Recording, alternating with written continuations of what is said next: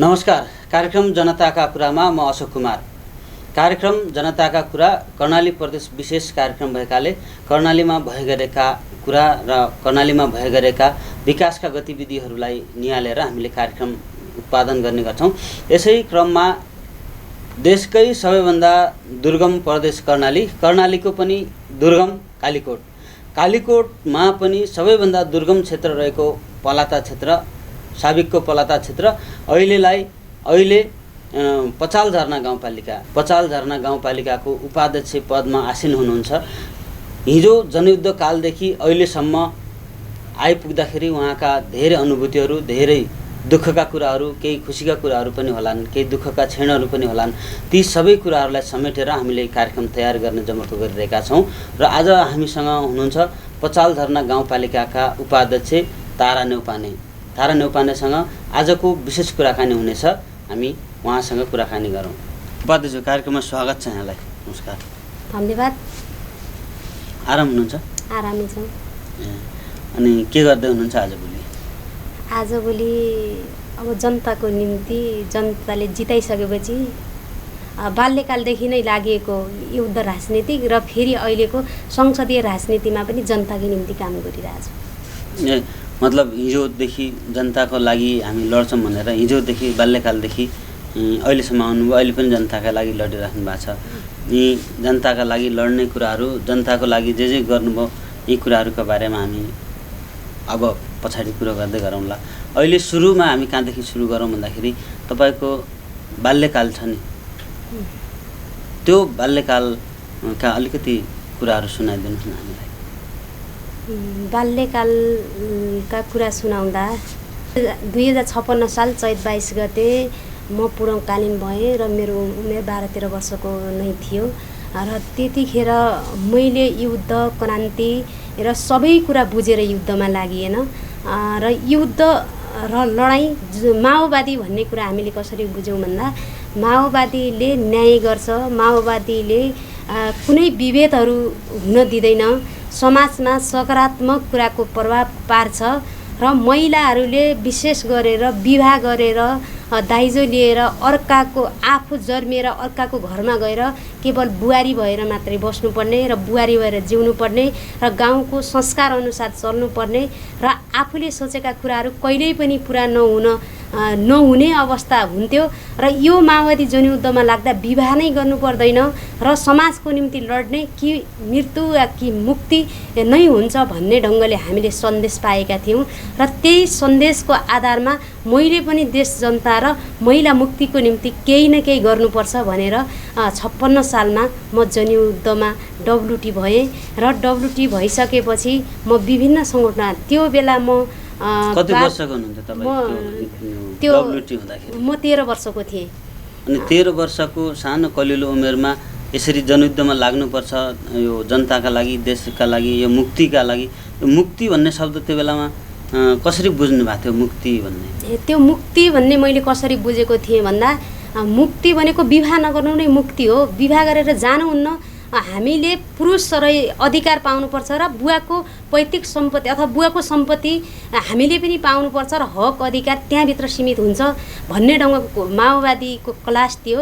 त्यो क्लास मैले पाएँ र त्यो मेरो नजिकको एउटा फुपू वीरेन्द्र नेउपाने पनि हिँड्नुभएको थियो। उहाँले भन्नुभयो, उहाँको प्रेरणाले ल जाऊँ न त भनेर हामीले समाज त्यसभित्र परिवर्तन हुन्छ कि मुक्ति आउँछ र मुक्तिले नै एउटा सबैको भलो हुन्छ भन्ने ढङ्गले। मतलब त्यो तपाईँको सानै उमेरमा, बाल्यकालको उमेरमा यो बिहाबारी गऱ्यो भनेपछि पारिवारिक झमेलामा फसिनुपर्छ, दुःख हुन्छन्, धेरै दुःख कष्टहरू हुन्छन्, अर्काको घरमा जानुपर्छ। अनि यो विषयबाट, यो चिजबाट अलिकति बाहिर निस्किनको लागि अनि आन्दोलन गर्नुपर्छ र त्यहाँबाट मुक्ति पाउनुपर्छ भनेर त्यसरी तपाईँ लाग्नुभयो आन्दोलनमा, होइन?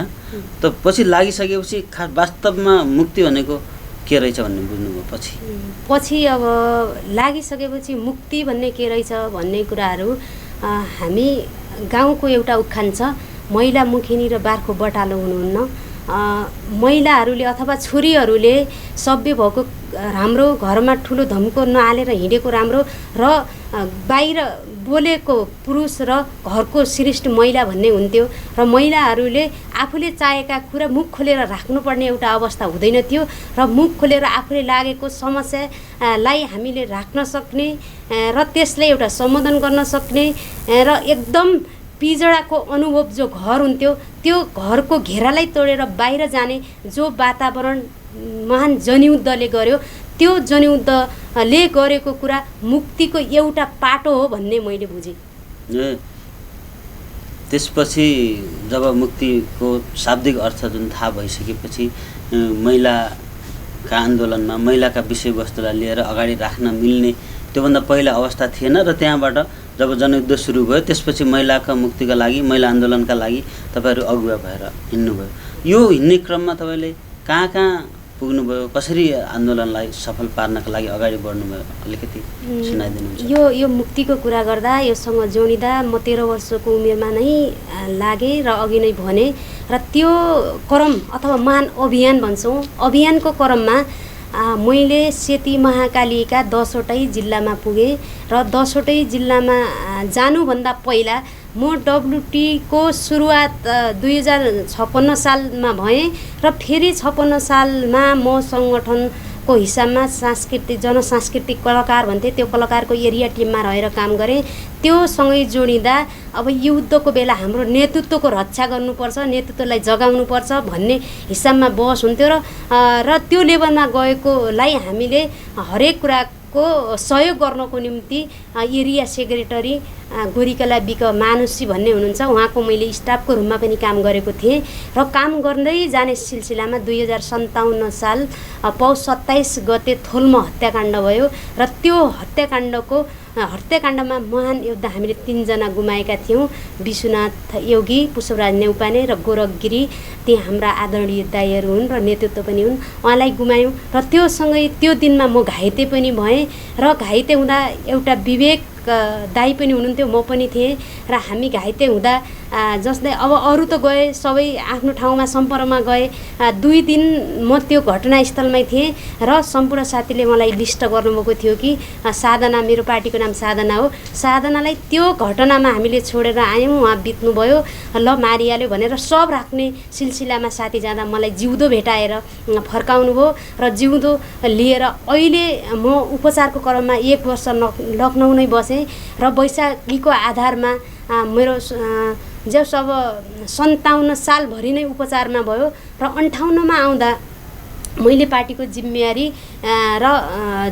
लिने क्रममा अनेमसङ क्रान्तिकारीको एरिया अध्यक्षको रूपमा जिम्मेवारी लिएँ र एरिया अध्यक्ष हुँदै जाँदा सम्पूर्ण दिदीबहिनीहरूको धेरै अभाव थियो र अभावको बीचबाट पनि मैले जसरी एउटा मुक्तिको कुराहरू सिकेका थिएँ तिनै कुराहरू सम्पूर्ण दिदीबहिनी दाजुभाइहरूलाई सिकाएर धेरै महिलाहरूलाई प्रेरित गरेर त्यो आन्दोलनमा समाहित गरियो र समाहित गर्दै जाने बेला मैले विभिन्न सङ्गठन र महिला सङ्गठनकै जिल्ला कमिटी सचिव र फेरि अग्रभाग छोडेर पृष्ठभागलाई पनि उठाउनुपर्छ भन्ने मान्यता थियो पार्टीको।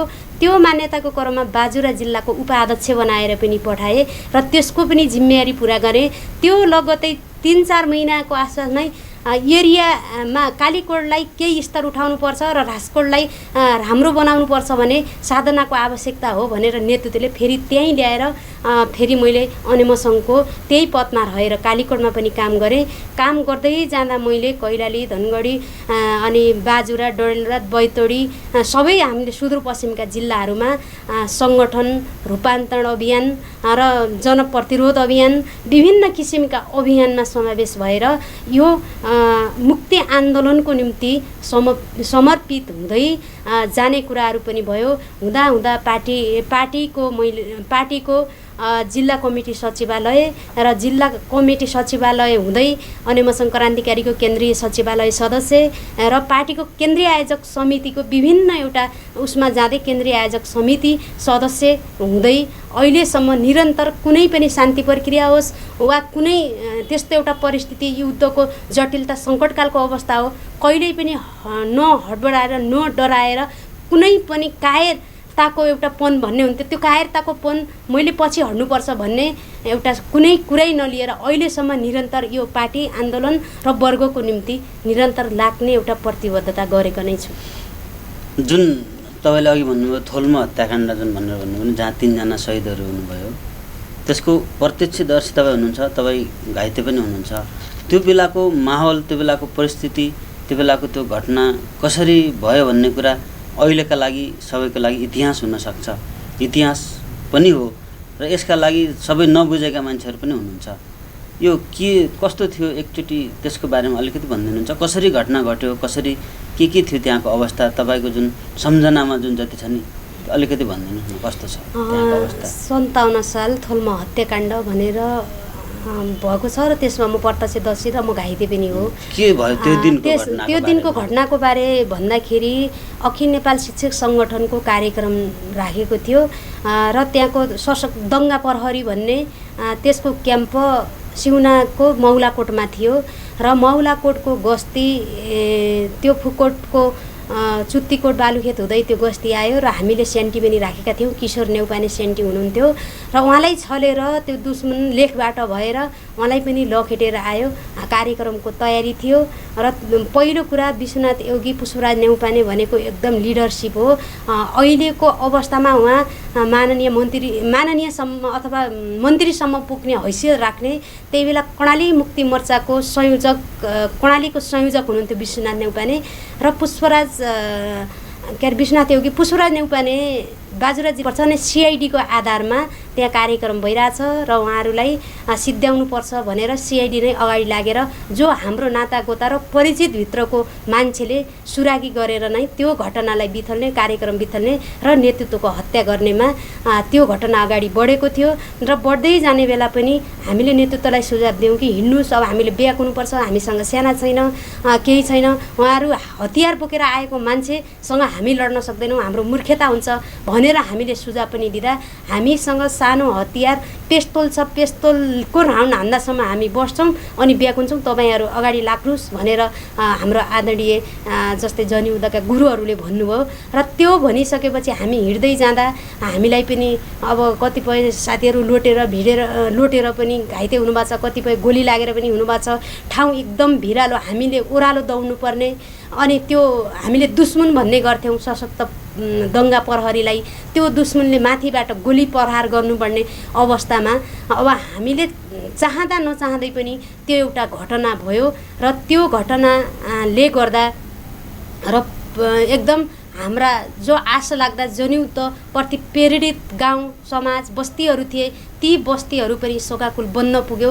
तर बनेर पनि हाम्रो के हुन्थ्यो भन्दा त्यो निराशा र ब्याक हट्ने हुँदैन थियो कि शोकलाई एउटा शक्तिमा बदल्दै जब आज हामीले 3 जना गुमायौँ, भोलि पढौला फेला भन्ने ढङ्गको एउटा इक बन्थ्यो र इकको आधारमा अगाडि 3 जनालाई गोली हान्यो, गोली लागेको देख्नुभयो? मैले देखेको पहिला विश्वनाथ योगीलाई गोली लागेको थियो टाउकोमा, म हिँड्दै थिएँ, उहाँलाई कराउँदा पनि सुने र उहाँ 81 ढलिसक्नुभयो। पछि पुष्पराज नेउपानेको हातमा गोली लागेको थियो।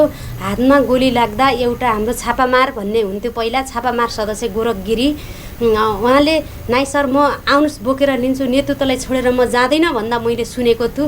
अलि तल अब गुफा परेको थियो, त्योनिर मैले कुराकानी सुन्दै थिएँ, नाइ म त मरे तपाईँ बाँध्नुहोस् र युद्ध गर्नुहोस्, लड्नुहोस् अनि मेरो सपना पुरा हुन्छ, मलाई मर्न दिनुहोस् भन्दा नाइ सर मलाई तपाईँलाई छोडेर जाँदैन भन्ने उहाँले भनिसकेपछि फेरि 81 उहाँको उसमा पेटमा गोली लागेर सर म पनि तपाईँकै साथी हुने भएँ भनेर 81 अब गोरखगिरी मदन दाई पनि बित्नुभयो।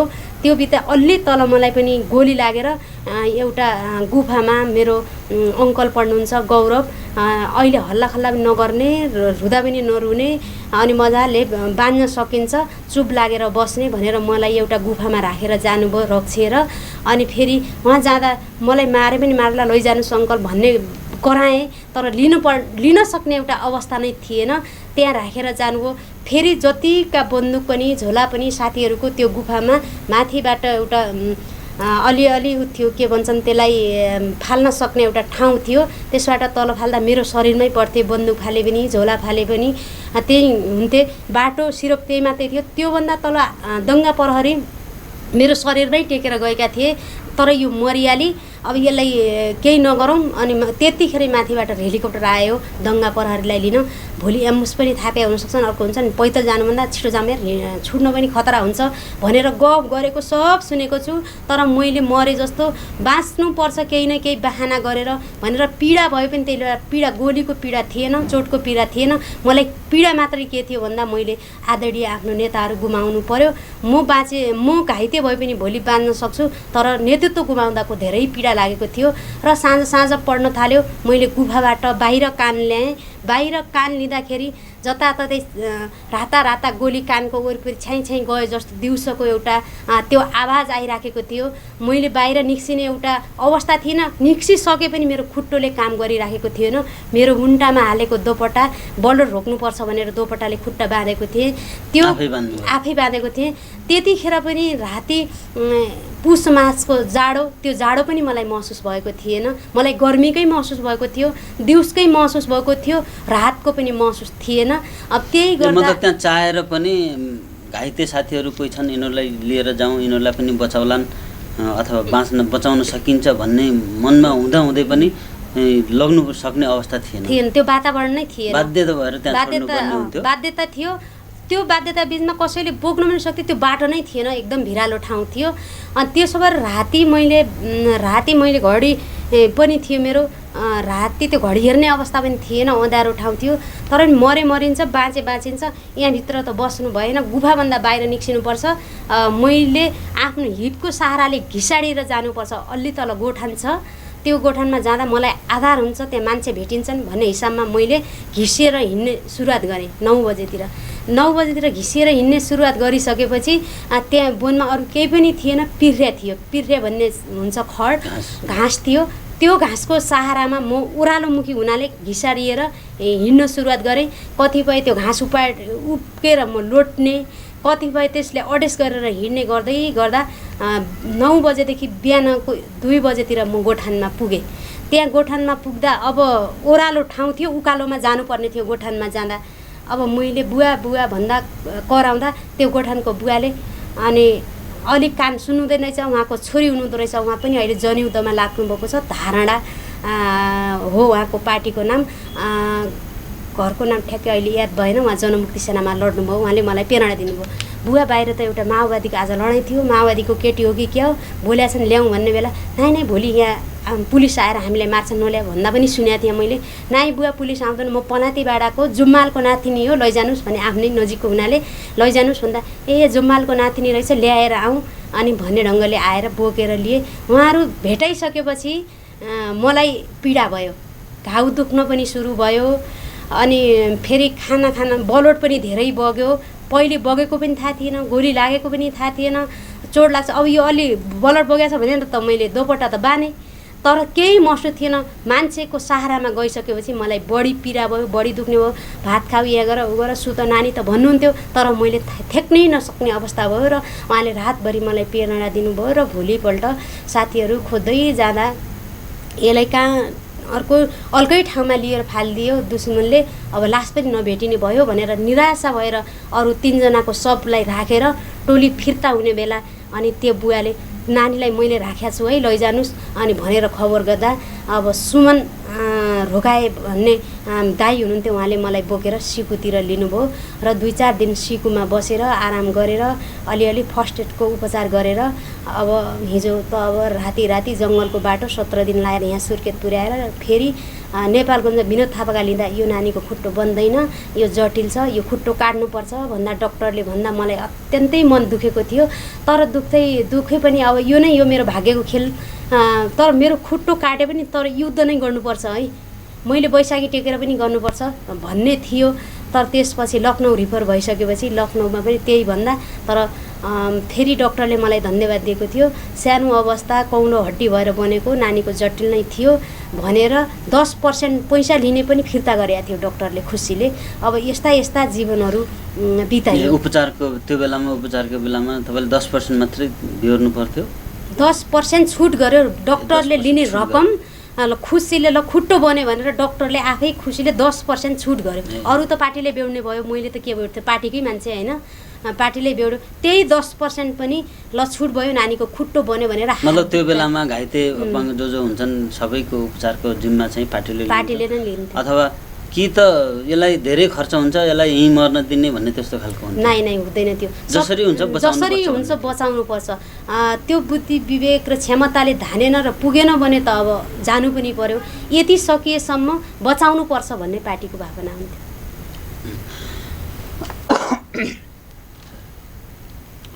मतलब त्यो बेलामा कसैलाई पक्षपातपूर्ण तरिकाले यो आफ्नो मान्छे अथवा यो अर्काको मान्छे, यसलाई यो मर्दा पनि केही फरक पर्दैन, यानि यसलाई बचाउनु पर्छ त्यस्तो खालको केही पनि थिएन। जो भए पनि युद्धमा लागेका मान्छे हाम्रा सहयात्री हुन्, यिनीहरूलाई बचाउनै पर्छ भन्ने खालको चेतना थियो त्यो बेलामा, धारणा त्यो खालको बनेको हुन्थ्यो होइन? त्यही नै हुन्थ्यो। र हामी त्यही त अहिले मलाई के लाग्छ भन्दा हिजो हामी जसले जनयुद्ध लड्यौँ, जसले दुःख गऱ्यौँ, कष्ट गऱ्यौँ, भिड्यौँ, त्यतिखेरको हार्दिकता, त्यतिखेरको सहानुभूति, त्यतिखेरको माया र प्रेरणा अहिले आउँदा कहाँ हरायो भनेर हामीलाई नै अचम्म लागिरहेको हुन्छ क्या। त्यसो भएर हिजो त्यो सानो ठुलो अनि यो नेतृत्व यो आफ्नो यो अर्कोको भयो त मेरो त को थियो त, आखिरी कोही पनि थिएन। सहारा नै पार्टी हो, पार्टीको कारणले बाँचियो र अहिले सङ्घीयताको एउटा जिम्मेवारीमा जान पुग्यो। पार्टीले नगरेको कुरा होइन, तर सिद्धान्त किन हरायो भन्ने कुरा त्यही नै दुःख लाग्ने हो। र अर्को कुरा के छ भन्दा हामी जनयुद्ध लड्यौँ, सबै द्वन्द्व पीडित हो, कोही भाग्यले घाइते नभएर फर्किनु भयो, कोही हामीले साथीसँगै खाएका, सँगै हिँडेका, सँगै डुलेका, एउटै थालमा खाएका, एउटै ओछ्यान गरेका मान्छे छोडेर पनि आयौँ।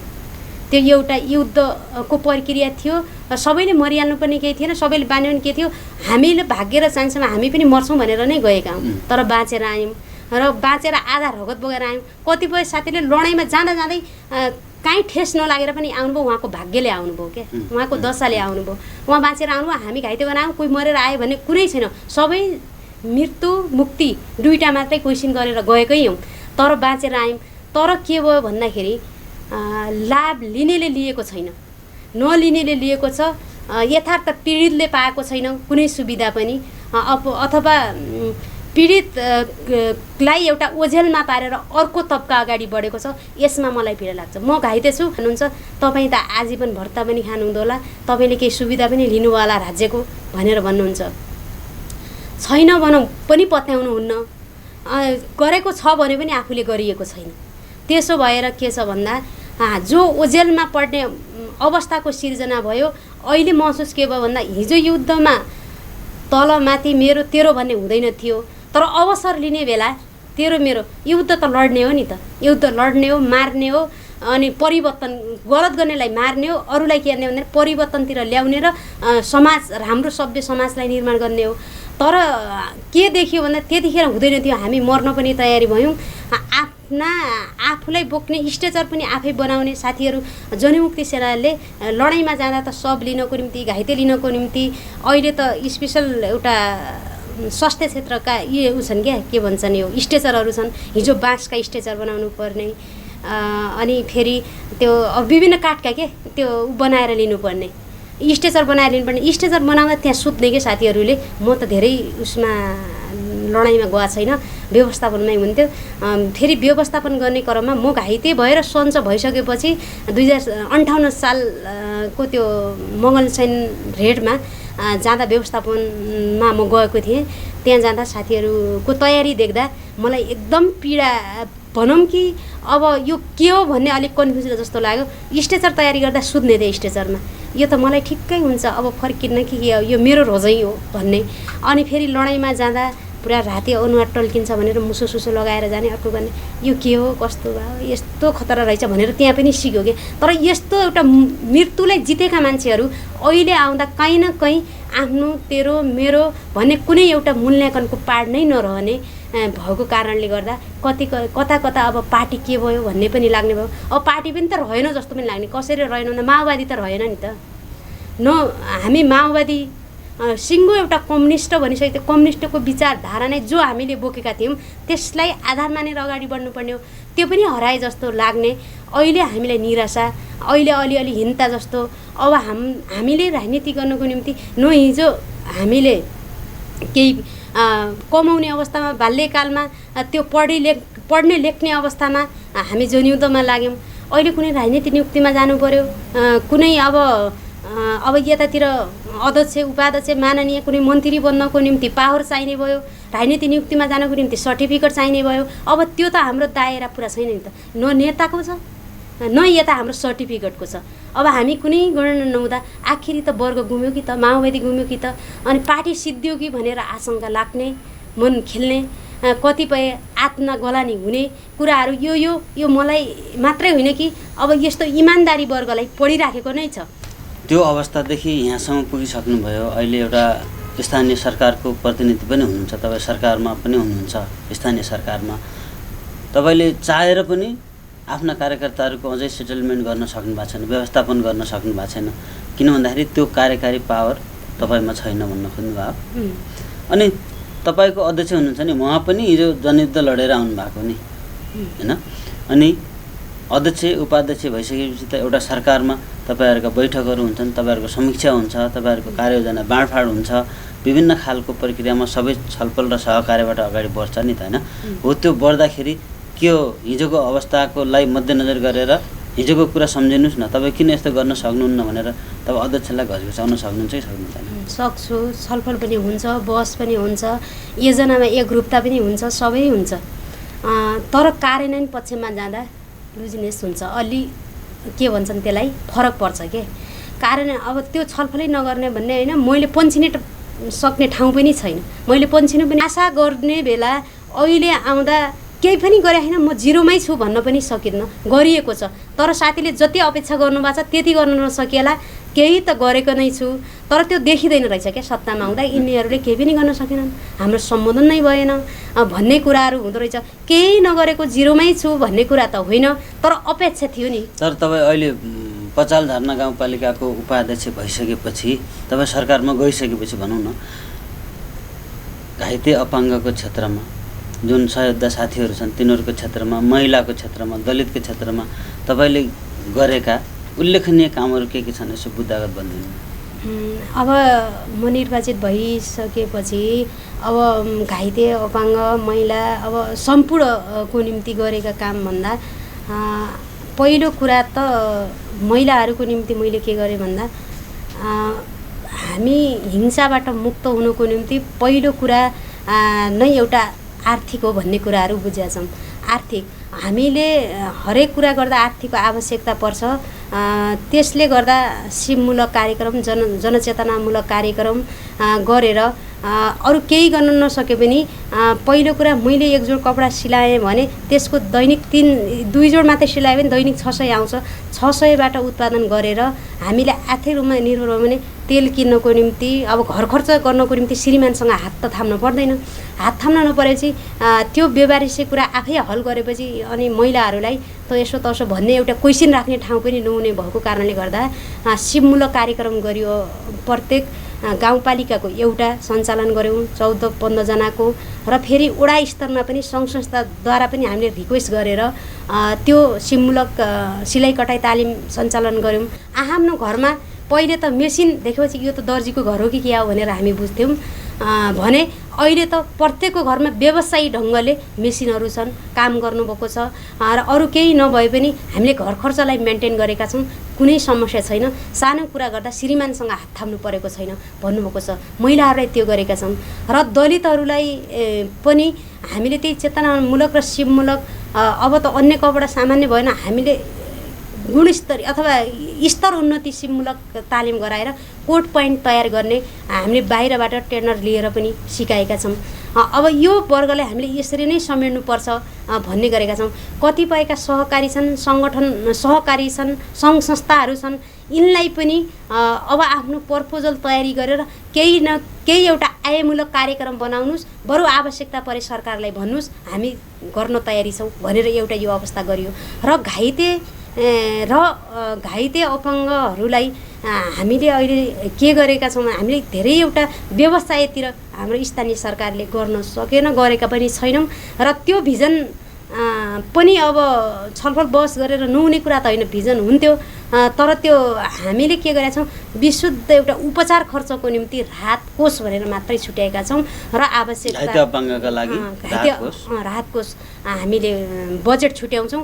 त्यो बजेट छुट्याएपछि मलाई जटिलता भयो भने उहाँहरूको निवेदन भएपछि अब कति सकिन्छ सरकारको तर्फबाट सपोर्ट गरेर उपचार हुनेमा हामीले सपोर्ट गरिराखेका छौँ उपचारको लागि। अरू विकासका क्रममा के भइराखेका छन् तपाईँको गाउँपालिकामा? विकासको क्रममा भन्दा हामीले पहिलोपटक निर्वाचित भइसकेपछि पहिलो वर्ष हामी धेरै अल्मलियौँ र फेरि बाटो नै छैन। पहिलो टार्गेट पनि हामीले बाटोको राख्यौँ र सबैतिरका हामीले बाटाहरू खन्यौँ र बाटा खनिसकेपछि दोस्रो वर्ष हामीले अब खानेपानी र विद्युतको कुरा गऱ्यौँ र खानेपानी पनि हामीले के मान्यमा घोषणा गऱ्यौँ भन्दा एक घर एक धारा भनेर घोषणा गऱ्यौँ र घोषणा गरे पनि हामीले अहिलेसम्म 3 वर्षको लक्ष्य राखेको थियो। 3 वर्ष पुरा भइसक्यो, तर भौगोलिक जटिलताका कारण, मुहान नजिक नहुनुको कारण अब त्यो भौगोलिकभित्रै पर्यो। अब त्यसका जटिलताका कारण सबै वडामा सम्पन्न नगरे पनि जो कर्णालीको पानी खानुपर्ने अवस्था, पानीको निम्ति दैनिक एउटा कुर्नुपर्ने अवस्था थियो, त्यसको हल गरेर हामीले 1 नम्बर वडा, 2 नम्बर वडा अनि 4 नम्बर वडा, 9 नम्बर वडा, 7 नम्बर वडा अहिले हामीले एक घर एक धारा मिटर सहित हामीले जोडान गरेका छौँ। अन्य वडा प्रक्रियामा नै अगाडि बढिराखेका छन्। र विद्युतको सवाल गर्दा हामीले हाम्रो गाउँपालिका भरि धान्ने लाफागाड जलविद्युत 80 मेगावाट कति हो त्यो छ। अब त्यो छ, अहिले विद्युत बगिराखेको छ। अब हामीले यो वर्षबाट लाइन विस्तार गर्न खोजिराखेका छौँ र त्यो पनि हाम्रो गाउँपालिकामा पुग्छ र अन्य राष्ट्रिय प्रसारण लाइन पनि अब पोलहरू पुगिराखेका छन्। त्यो पहल कदमी भएको छ भने अर्को कृषि क्षेत्रमा पनि बाँझो जमिन राख्नुहुन्न, हामीले उत्पादन गरेर हाम्रै ठाउँमा बेच्नुपर्छ, हामीले नै यहाँबाट आत्मनिर्भर हुनुपर्छ भनेर प्रेरणा जगाउने, छलफल गर्ने, बहस गर्ने र उहाँहरूले उत्पादन क्षेत्रमा पनि अगाडि बढ्नुभएको छ। र अहिले पनि भन्दाखेरि हामीले यो लकडाउनको बेला खाद्यान्न सङ्कट भनेर अन्य गाउँपालिकाले राहत वितरण गर्यो, चामल वितरण गर्यो, अर्को गर्यो, हामीले गरेनौँ। हामीले किन गरेनौँ भन्दा जसको घरमा कोदो छ, मकै छ, धान छ, गहुँ छ, हुनेको घरमा पैसा दिने, नहुनेको घरमा त्यहाँबाट किनेको अन्न ल्याएर नहुनेको घरमा खाद्यान्न दिने नीतिलाई गाउँ कार्यपालिकाले निर्णय गर्यो। त्यो निर्णयको आधारमा हामीले आफ्नै उत्पादनलाई त्यही बजारीकरण अथवा किनेर त्यही नै वितरण गर्ने गऱ्यौँ। यसले पनि एउटा सहजता र राम्रो पनि भएको छ। र कतिपयले कुरा उठाए पनि मकै दिए अन्त चामल दिए भने मकै भन्दा यो नै एउटा पौष्टिक हो भन्ने ढङ्गले हामीले अभियान पनि गऱ्यौँ। त्यसको एउटा राम्रो भएको छ। उत्पादन क्षेत्रमा अगाडि बढ्नु पर्यो भनेका छौँ। र हाम्रो क्षेत्र के हो भन्दाखेरि अत्यन्तै एउटा कृषि क्षेत्रमा सम्भावना भएको, अझ अरूभन्दा नि कुलाहुला छैन हाम्रो यो भेडा बाख्रा पालनमा सम्भावना भएको गाउँपालिका। सम्भावना भएको गाउँपालिका हुँदा हामीले गोठालो भत्ता पनि घोषणा गऱ्यौँ र गोठालो भत्ता हामीले यो बेलाबाट हामीले लागू गरेका छौँ। कति हुन्छ गोठालो भत्ता? गोठालो भत्ता 60 भन्दा माथि भएको भेडा बाख्रा पालेको परिवारलाई खाजा खर्च भनेर मासिक 1000 रुपियाँ, त्योभन्दा माथिकालाई 2000 रुपियाँ अहिले यो रेसियोमा हामीले दिने गरेका छौँ। मतलब 60वटा सङ्ख्यासम्म भएका पशु चौपाहरू या भेडा बाख्रा 60वटा छन् भने त्यसलाई 1000 रुपियाँ भत्ता र 60 भन्दा बढी छन् भने 2000 मासिक रूपमा त्यो गोठालो भत्ता, गोठालोलाई खाजा खर्च भनेर त्यो गरेका छौँ। त्यो हामीले नीति ल्याउँदाखेरि अहिले के भइहाल्यो भन्दाखेरि गर्नुपर्छ, आफूलाई पैसा आउने, आफ्नै उत्पादन हुने भनेर अहिले कृषक प्रेरित भएर अहिले त्योतिर गर्नुपर्छ है भनेर उत्साह जागेको छ र त्यो गर्ने काम पनि भइराखेको छ भने। र अर्कोतिर अब हामीले हाम्रो वन जङ्गल पनि हाम्रो गाउँपालिकामा त धेरै छैन। 1 नम्बर वडा, 2 नम्बर वडा र 3 नम्बर 5 नम्बर वडा हो जङ्गल अलि धेरै भएको। यो जङ्गललाई जडीबुटीलाई पनि संरक्षण गर्ने नीति लिएका छौँ। त्यो वनलाई घेरबारको कुरा यो उसबाट के भन्छन् ठ्याक्कै यो आगजनीलाई के भन्छ भाषाहरूको बिर्सेँ मैले, त्यसबाट जगाउनु, डढेलोबाट जगाउनको निम्ति पनि हामीले चौकीदारको पनि व्यवस्था गरेका छौँ। गाउँपालिकाले बजेटिङ गरेको छ र उहाँहरू लागिराख्नु भएको छ, खटिराख्नु भएको छ। नाङ्गा डाँडा काँडाहरूलाई पनि हरियाली बनाउनुपर्छ भन्ने मान्यता राखेका थियौँ।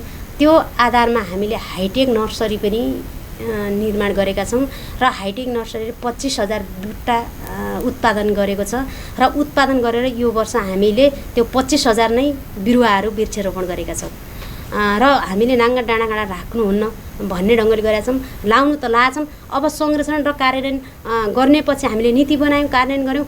अब तल्लो तह हाम्रो ओडा र सरकारवालाले चासो कतिको राख्ने र त्यसलाई हुर्काउने भन्ने कुरा पनि तर त धेरै राम्रो राम्रो योजनाहरू ल्याउनु भएको छ। अब कृषि क्षेत्रमा त्यस्तै होइन, वन जङ्गलको क्षेत्रमा, खानेपानीको क्षेत्रमा सबै क्षेत्रलाई समेटेर समानुपातिक ढङ्गले तपाईँ विकासका प्रक्रियामा तपाईँ अगाडि बढिराख्नु भएको छ। तर पनि जनताहरू खुसी छैन, केही गुनासोहरू गरिराखेका छन्, धेरै छन्। लकडाउनको अवधिमा अब राहतका सामग्रीहरू राम्रोसँग उपलब्ध भएनन् भन्ने पनि कतै गुनासोहरू सुनिन्छन्।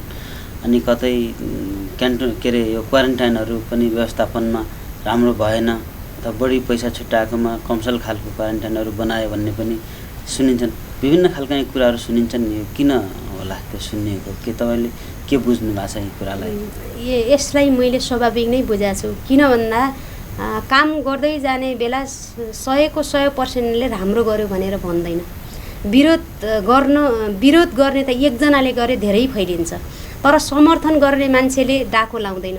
त्यसले गर्दा समर्थनको कुरा समर्थन नै छ, त्यो समर्थन जनाएकै छन्, तर यसो भनेर हल्ला हुँदैन।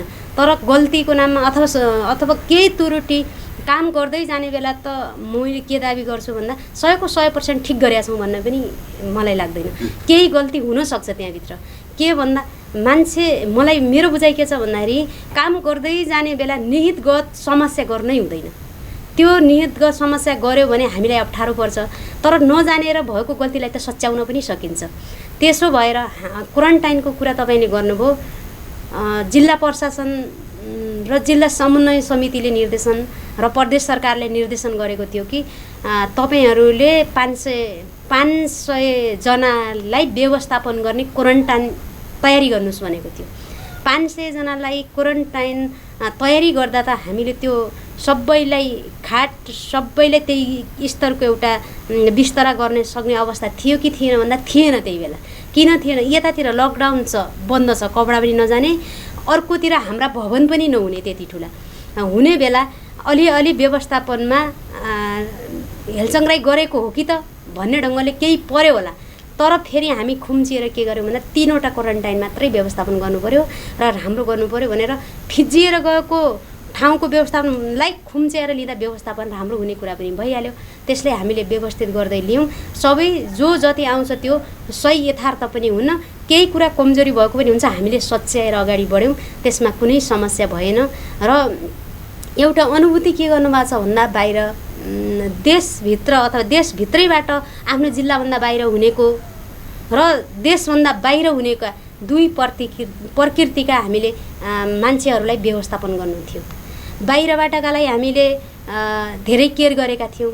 उहाँहरूलाई हामीले क्वारेन्टाइनमै राख्नुपर्छ र क्वारेन्टाइन निम्नतम 14 दिन बसेर अनि पिसिआर चेक गरेर नै जानुपर्छ भनेर हामीले पिसिआर चेक गऱ्यौँ र हाम्रो गाउँपालिकामा केही पनि देखिएन अहिलेसम्म। पोजिटिभ भन्ने चिज नै देखिएन कि कोरोनाको पोजिटिभ देखिएन। सबैले हामीले उपचार गर्दै पठायौँ र उहाँहरूलाई खानपिनको व्यवस्था पनि गऱ्यौँ र त्यही भित्र बस्ने यो सरकार नभए हामी बनेन कि सरकारको कर्तव्य कोही कसै व्यक्तिको निम्ति होइन भनेर उहाँहरूलाई प्रश्न पारेका थियौँ र हाम्रो भएको थियो। यी त अब सरकारका गतिविधिहरू, सरकारका आलोचनाका कुराहरू भए, केही व्यक्तिगत आलोचनाहरू पनि हामीले सुन्ने गरेका छौँ होला। तर तपाईँसँग व्यक्तिगत रूपमा जोडिएको एउटा गुनासो पनि अर्को आइरहेछ, फेरि अलिअलि बाहिर मिडियातिर पनि आइरहेको छ।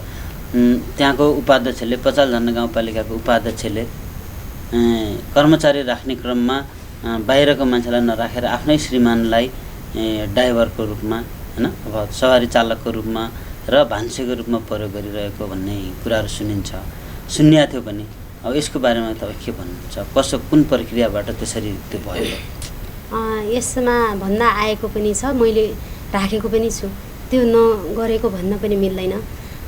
जो किसिमले बाहिर समाचार आएछ, बकवास गरेछ, त्यो सबै हो कि यथार्थ भन्ने कुराहरू होइन। कर्मचारी राख्ने कुरा मैले कोही बहिनीलाई पनि राख्न सक्थेँ, त्यो मेरो पर्सनली कुरा हो, मलाई सहयोग र सपोर्टको निम्ति हो। कोही बहिनीलाई पनि राख्न सक्थेँ, कोही भाइहरूलाई पनि राख्न सक्थेँ।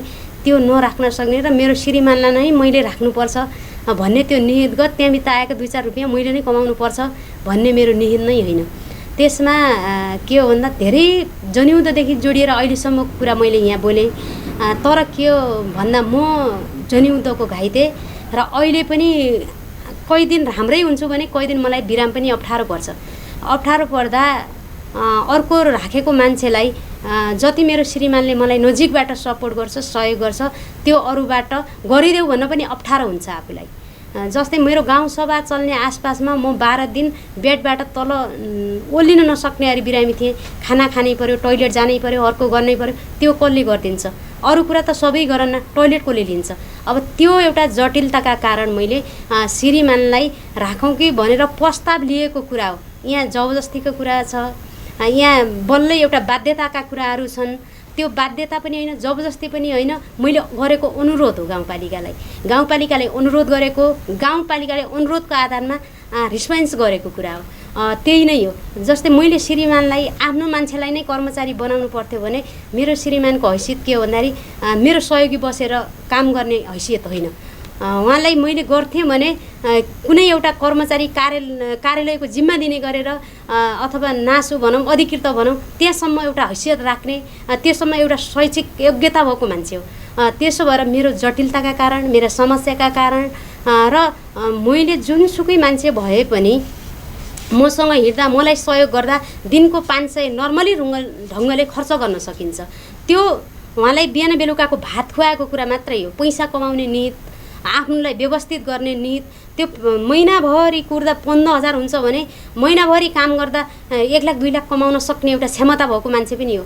मेरो जटिलताको, मेरो के भन्छन्, मेरो समस्याको कारणले गर्दा सपोर्ट गर्नुहोस् है भनेर श्रीमानलाई मैले सबैलाई सहमति गराएर गाउँपालिकामा अध्यक्षज्यूलाई, कार्यकारीलाई, सबै एउटा गाउँपालिकालाई रिक्वेस्ट गरेर गरेको कुरा हो। र यो कुरा मलाई के लाग्छ भन्दाखेरि यो नयाँ हो पनि भन्ने मलाई लाग्दैन।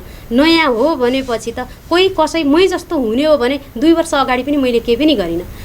त्योभन्दा पछि जाँदा कसैले भान्से भनेर राखेका छन्, त्यो कसैले कसैले आफ्ना देवर राखेका छन्, कसैले आफ्ना भतिजा राखेका छन्, कसैले कोही राखेका छन्, अध्यक्ष उपाध्यक्ष सबैले राखेका छन्। त्यो मैले गरेको नयाँ कुरा, मैले राज्यको सम्पत्ति लुट्नुपर्छ विभिन्न उसबाट, विभिन्न एउटा के भन्छन् विषयवस्तु लिएर भन्ने मेरो निहित नै छैन। अहिले पनि विशुद्ध अहिले ऊ जे राखे पनि भान्से भनेर राखेको छ। उहाँले भात पकाउने मात्रै जिम्मेवारी नभएर हरेक मलाई पुगेका जटिलता सल्भ गर्नु होला भनेर गरिएको कुरा हो। यसमै पनि मलाई के लाग्छ भन्दा यो ठुलै लाग्छ, यसले खतमै गरी भन्ने पर्छ भने, सामाजिक पर्छ भने मैले एउटा बहिनी राखुला, कोही नराखुला, मैले सुविधा लिने नाम एउटा मोटरसाइकलको सुविधा लिएका छौँ। त्यही मोटरसाइकल परिचालन गर्नको निम्ति पनि फलानु आइजा, मलाई यो ठाउँमा लैजा, फलानु आइजा लैजा, मेरो समयमा काम पनि नहुने एउटा अवस्था भयो। त्यो मोटरसाइकल चालक भनेर राख्न पर्ने एउटा प्रावधान पनि छैन। तर एउटा भान्से भनेर मलाई सजिलताको निम्तिमै राखेको हो। त्यो मेरो निहितगत केही पनि हो। तपाईँले त्यो सबै प्रक्रियागत ढङ्गले एउटा गाउँपालिकासँग म एउटा अपाङ्ग पनि, घाइते अपाङ्ग भएको कारणले मलाई आवश्यकता पर्छ, टाढाको मान्छे राख्नुभन्दा श्रीमानलाई राख्दा मलाई सजिलो हुन्छ भन्ने हिसाबले एउटा छलफलकै क्रममा तपाईँले प्रस्ताव लिनुभयो अनि गाउँपालिकाले त्यसलाई स्वीकार गरेर त्यसरी अनुमति दिएका कुराहरू जुन बाहिर जुन आउँछन् नि, यो अनर्गल प्रचारको रूपमा बेकार यो कसैलाई नैतिक आक्षेप लगाउने खालका हिसाबले जुन बाहिर आउने त्यो जुन परिस्थिति बन्यो नि, त्यो परिस्थिति कसरी बन्यो होला, किन बन्यो होला भन्ने कुरामा केही अड्कल गर्नुभएको छ? यो मैले त अड्कल अब कसरी गर्नु, अब अड्कल त हुने भयो। अड्कल गरेका कुरा सबै भनिहाल्न पनि जरुरी मानिनँ मैले। किन भन्दा केही कुरा त राख्नुपर्छ, केही कुरा बुझ्नुपर्छ। सबै कुरा यहाँ यो गऱ्यो म त जिम्मेवारी हो नि त, यो फलानुको लाग्दा यस्तो भयो, ढिस्कोको लाग्दा यस्तो भयो, योसँग मेरो यो रिस जोडिएको थियो भन्ने कुरा म गर्न चाहन्न। तर जो ल्याएका छन्, जो आएको छ, यो आयो स्वाभाविक, नआउनु पर्ने चिज आयो, त्यही त नआउनु थियो आयो। तर यसलाई पनि मैले नर्मल ढङ्गले बुझाएको छु क्या। यो मेरो जीवन व्यवहार, यो राजनीति मेरो सिद्धिन्छ कि भन्ने कुराहरू मैले किन डगमगाइन भन्दाखेरि मैले अरूभन्दा पृथक पनि गरेको छैन। मैले अरूले जे गरे उही गर्न पनि चाहेको छैन। अरूले जे गरे उही गरेर चाहेन भए त अरूले के गरेका छन् मलाई लिस्ट छ। मैले गर्न सक्ने क्षमता मैले राख्न सक्ने सामर्थ्य पनि छ। तर म सकेसम्म अन्तर्विरोधमा नजाउँ, सकेसम्म राम्रो बनाऊँ।